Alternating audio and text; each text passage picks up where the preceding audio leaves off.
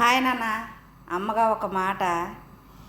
ఇవి మిరపకాయలు ఏంచేటప్పుడు ఘాటు రాకుండా ఉండాలి అన్న, ఇది తినేటప్పుడు కారం లేకుండా ఉండాలి అన్న, ఇది మిరపకాయ అయిన తర్వాత అలా రెండు జరుగుతాయా? జరగటానికి సాధ్యమేనా?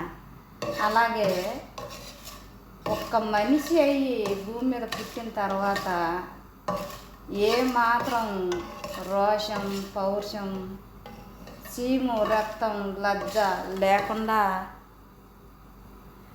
మౌనంగా తలంచుకొని బ్రతకాలి అంటే అది సాధ్యమేనా? అది జరిగే పనేనా? అలా బ్రతుకుతారా? బ్రతికే వాళ్ళు ఉన్నారా?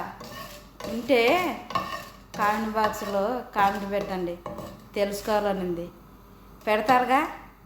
బాయ్ నాన్న, ఉంటా మరి.